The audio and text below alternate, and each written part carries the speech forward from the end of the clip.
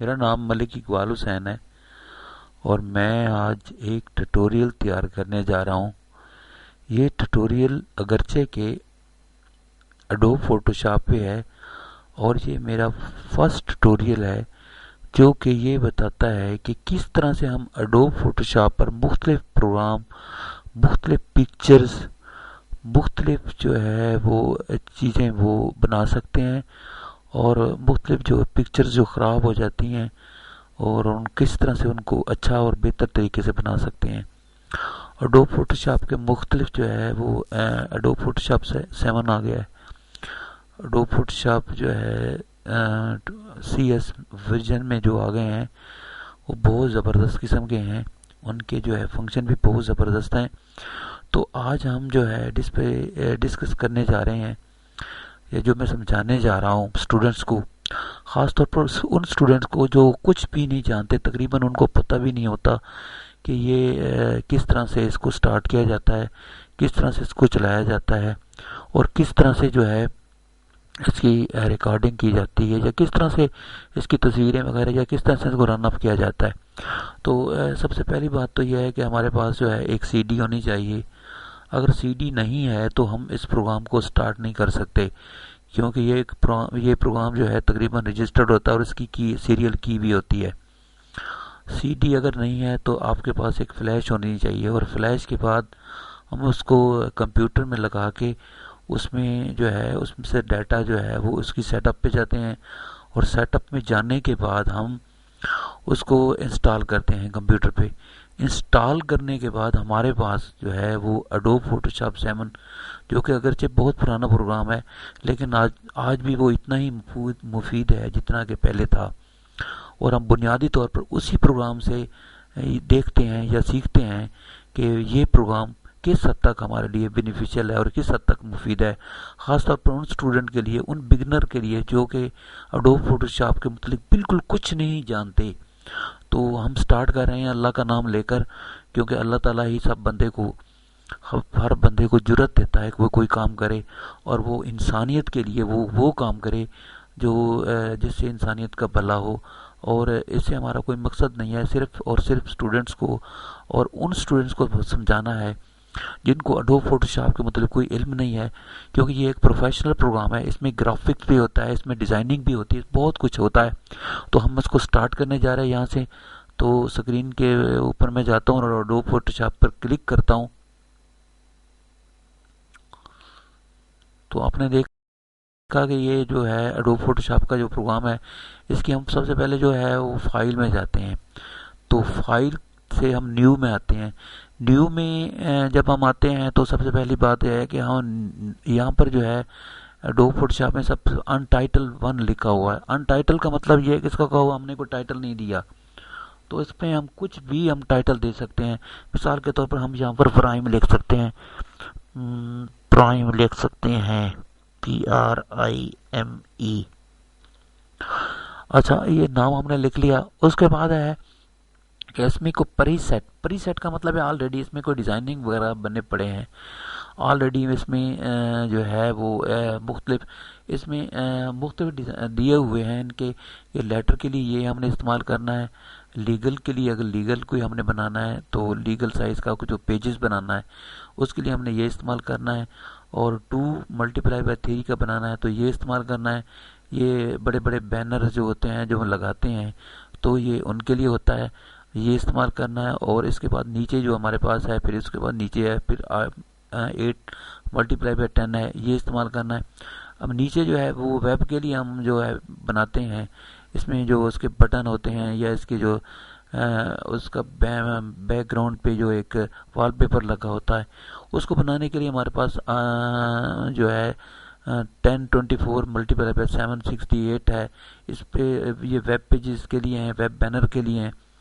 इसके अलावा नीचे आते हैं तो हमारे पास ये भी तमाम जितने भी हैं ये हम इनको इस्तेमाल कर सकते हैं।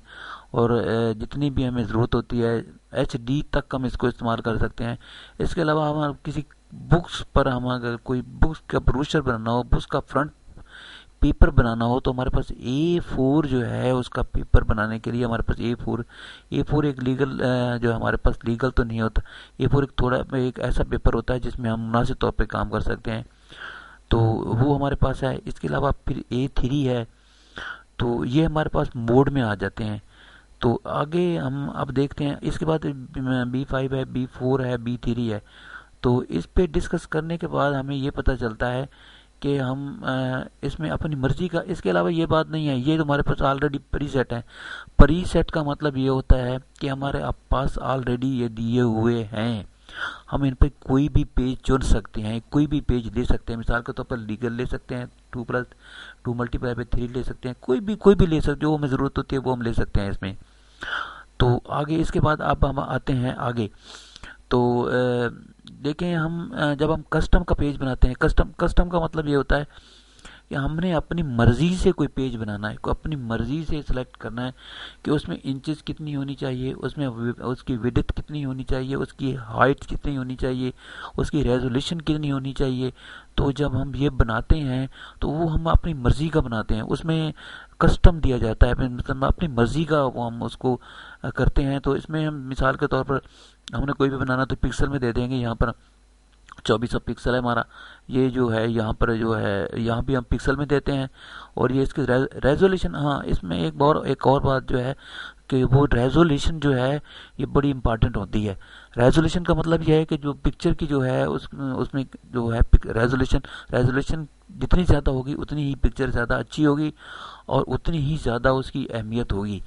और यानी उसको हम मज़ीद उसको एम्पलीफाई भी कर सकते हैं, उसको मज़ीद बेहतर भी बना सकते हैं। अगर रेजोल्यूशन कम होगी तो वो पिक्चर सही तरीके से नहीं बन सकेगी। तो उसके बाद आगे जाते हैं हम हमारा मोड है, यानी हम ये जो बातें कर रहे हैं, ये जो बातें बता रहे हैं मैं आपको, तो ये हमारी पेज की सेटअप, पेज के जो सिलसिले में है, जो पेज हम चुनते हैं, जो पेज लेते हैं हम, तो पेज लेने के सिलसिले में जो इतनी जो मैं आपको ये बातें बता रहा हूँ, तो ये सिर्फ पेज के सिलसिले में है, इसके अलावा और नहीं, मजीद कुछ नहीं है। ये पेज को किस तरह से सेट करना है, हमने अपने जो भी हमारा मिसाल के तौर पर हमारा जो मतलब का पेज है, तो हम मिसाल के तौर पर RGB जो कलर है ये हमारे पास देखें, बिट मैड हमारे पास है, ग्रे स्केल हमारे पास है, RGB कलर हमारे पास है, श्याम कलर है हमारे पास, और लैब कलर हमारे पांच कलर हमारे पास मौजूद हैं। तो इनके जरिए हम जो है वो अपने मतलब के तहत, हम मिसाल के तौर पर हम RGB ले लेते हैं। RGB वो कलर है जिसके तहत हम इसमें गोल्डन कलर के जितने भी कोई रंग होते हैं वो इसमें आ जाते हैं। अगर हम ये CMY के या श्याम कलर लेंगे तो इसमें गोल्डन कलर नहीं आता। मिसाल के तौर पर हमने कोई ऐसा इश्तिहार बनाना है या ऐसा ब्रोशर बनाना है जिसमें हमने गोल्डन कलर देना है, तो इट इज़ श्योर कि ये लाजमी बात है कि हम वहाँ पर जो है RGB कलर देंगे। अगर हम वो नहीं बनाना तो हम श्याम में भी रख सकते हैं इसको। तो गोल्डन कलर के लिए हमने RGB कलर को ही सिलेक्ट करना है, ये बात ज़हन में रखें। अगर हम इसको सेलेक्ट नहीं करेंगे तो इसमें जो भी हम पिक्चर आएगी, जो भी तस्वीर आएगी, तो वो श्याम के अलावा, श्याम में तो आती नहीं है, लेकिन RGB कलर में अगर हमने सेलेक्ट किया हुआ है तो वो उसमें पिक्चर की जो तस्वीर आएगी उसमें जितनी भी ज्वेलरी होगी, जितना भी उसमें औरत ने जो कुछ जेवरात पहने होंगे वो सारे इसमें आ जाएंगे, श्याम में नहीं आते। अच्छा, आगे हमारा जो है इसके कंटेंट्स में जो बैकग्राउंड है, बैकग्राउंड में वाइट भी हमारे पास है और बैकग्राउंड में ट्रांसपेरेंसी ये वाइट है हमारे पास, यानी हम इसको सेलेक्ट करेंगे तो हमारे पास वाइट बैकग्राउंड आएगा। और बैकग्राउंड ये आएगा तो ये हमारे कलर का बैकग्राउंड रहेगा। इसका ट्रांसपेरेंट करेंगे तो ट्रांसपेरेंट का, लेकिन मैं आपको कहता हूँ कि आप वाइट ही रखें, आप बेहतर है। जब हम इसको ओके करेंगे तो फिर हमारे पास ये ओके, इस पिक्सल के अलावा हम इंचेस में भी बना सकते हैं, ये बात नहीं है, इंचेस में बना सकते हैं, सेंटीमीटर में बना सकते हैं, मिलीमीटर में बना सकते हैं, पॉइंट्स में बना सकते हैं, पिक्सल्स में बना सकते हैं, कॉलम में बना सकते हैं। यानी हमारे पास ये देखा जो भी है हमारे पास दिए हुए हैं इसके मुताबिक। इसके अलावा हम रेजोल्यूशन को भी चेंज कर सकते हैं। तो इसको मैं ओके करता हूँ और ये हमारे पास एक पेज आ जाता है जो कि बिल्कुल ही क्लियर पेज है जिसमें कुछ भी नहीं है। तो ये हमारे पास बुनियादी तौर पर ट्रेनिंग का पहला हिस्सा था जो हमने आज से स्टार्ट किया है और इंशाल्लाह इसको मज़ीद स्टार्ट करेंगे।